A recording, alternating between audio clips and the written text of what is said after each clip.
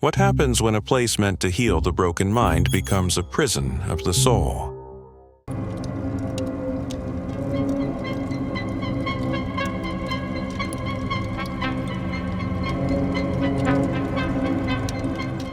A frightening relic of a bygone era, the Trans Allegheny Lunatic Asylum is deep in West Virginia's peaceful hills. Its lofty, decaying walls depict an era gone by when it served as a haven for the mentally sick, a place meant to provide comfort and attention.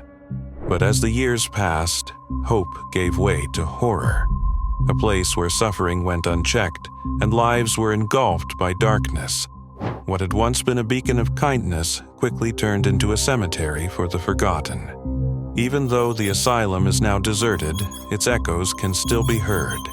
Eerie murmurs in the corridors, shadows that remain long after the final footsteps have faded. The building's bones are bound up with the spirits of its past, which refuse to depart, leaving behind more than simply a structure, but a legacy of pain and the unknown. A vision developed in the middle of the 1800s in West Virginia, a place where hope and healing were to prevail, and a haven for society's wounded minds.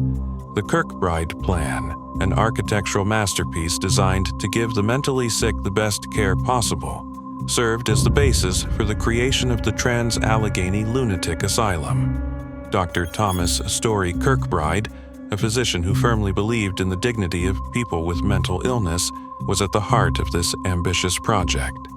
He had a simple philosophy: those who were suffering should be treated with dignity. He imagined a place where long hallways would be flooded with sunlight, where open spaces would offer a sense of healing and freedom, and where lofty ceilings would uplift the soul.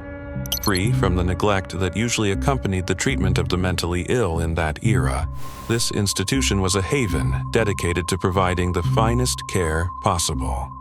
Dorothea Dix, an unwavering mental health reformer, whose struggle had already started to change how people with mental illnesses were handled across America, supported the concept. In a society where people with mental illnesses were often overlooked and forgotten, the asylum started to emerge in the peaceful West Virginia hills, owing to this combination of support and idealism. But as time passed, the asylum's utopia started to fall apart. The grand vision suffered a blow, not by a lack of will, but by the very factors that the institution tried to fight: overcrowding, underfunding, and the gradual shift from care to control. The asylum's initial capacity was 250 patients, but it quickly grew to accommodate nearly 2,400. Once a therapeutic facility, it was turned into a warehouse where people were left to suffer. The very people who were meant to receive empathetic and dignified treatment were now wandering in the large, congested corridors of the institution. The asylum's mission started to shift, moving from treatment to management. The focus shifted from helping individuals in need to just keeping them under control, often for the rest of their lives. Even more terrifying is the fact that the asylum's doors were open to people who were at odds with social norms, as well as those with serious mental diseases. Women with minor illnesses, such as menopause or anxiety, were admitted and forced to suffer for the rest of their lives inside the asylum. These people were not insane. Rather, the very institution that was supposed to protect them labeled them as such and took away their freedom. Once a place of refuge, the asylum has turned into a jail, a place of terror instead of hope. And as the years went by, it would only become more sinister, haunted by the ghosts of a long-gone dream. Once a haven of hope, the Trans Allegheny Lunatic Asylum has become a gloomy reminder of the horrors that characterized mental health treatment in the early 1900s. What started as a therapeutic refuge quickly turned into a place where suffering was made worse and kindness was forgotten. As the institution's desperate attempts to control the influx of patients overtook medical understanding and morality, disturbing practices that would later be viewed as barbarous became the standard. The lobotomy, which was first performed by Walter Freeman, the so-called father of the procedure, was one of the most horrifying treatments. Freeman would use an ice pick to cut off the connections in the prefrontal cortex of the brain.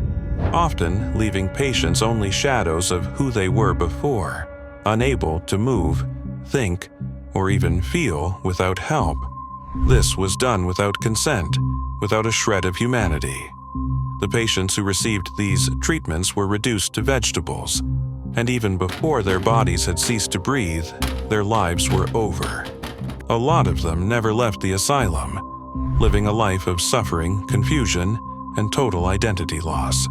Apart from these heinous acts, the asylum reflected the larger racial and social disparities of the era. In the asylum, black patients, who were already disadvantaged by society, were placed in the most horrible conditions.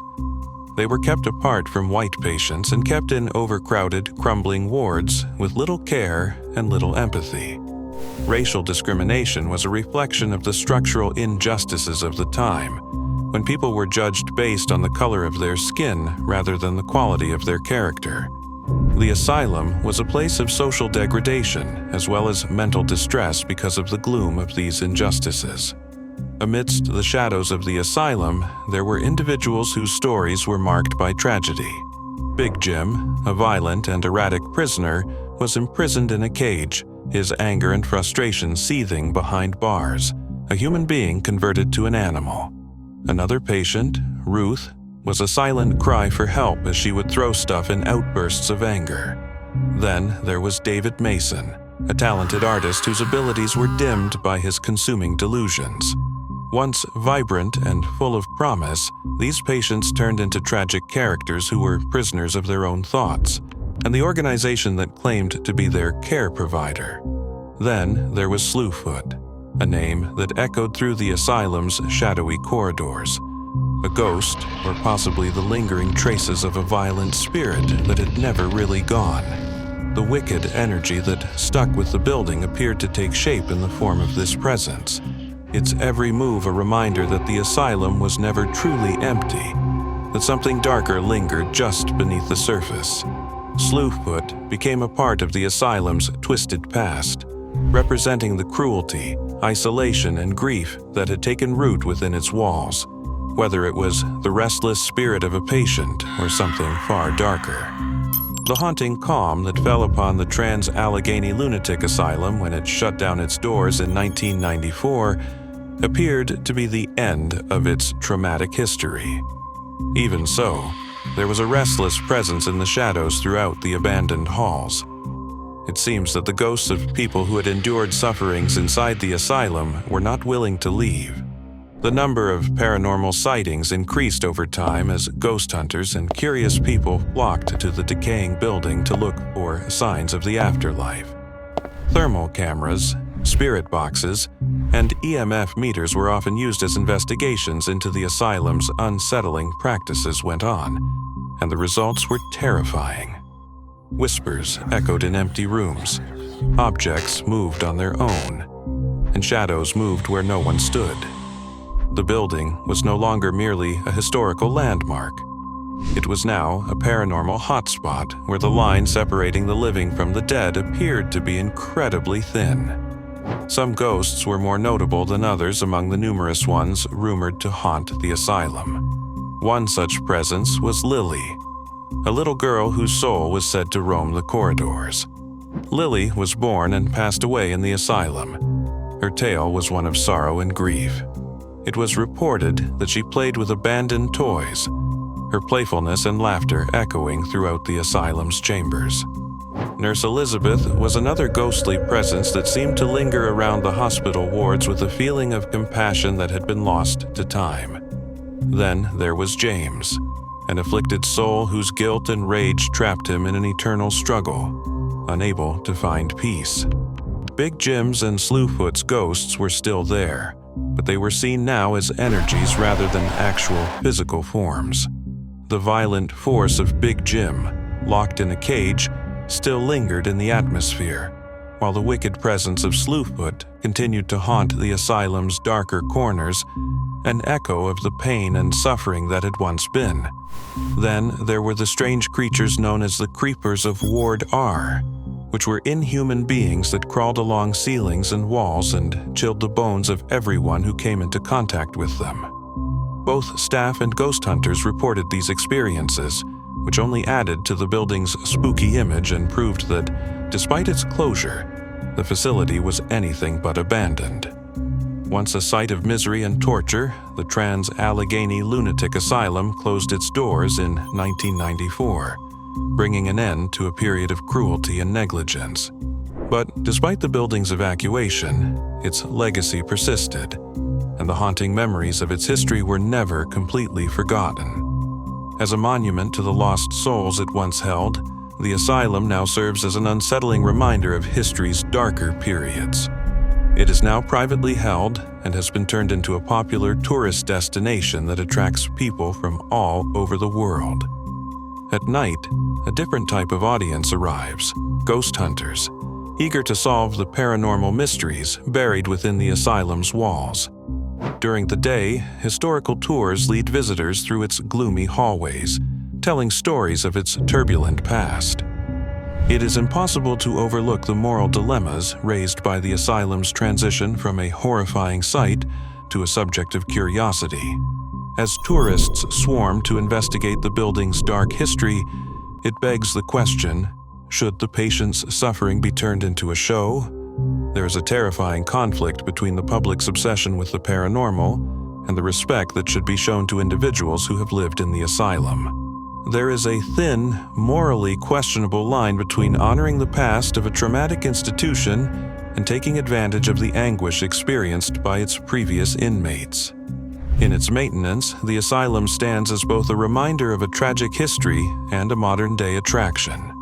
The ghosts of the past still linger in the shadows, ever present, and the past is both remembered and consumed there.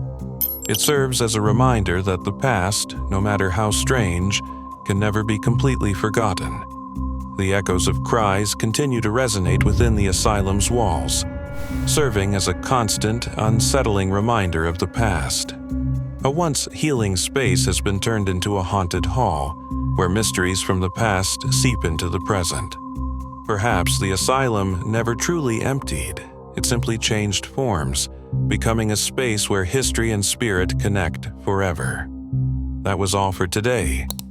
Do not forget to like and subscribe to the Suspense Room to unlock more stories.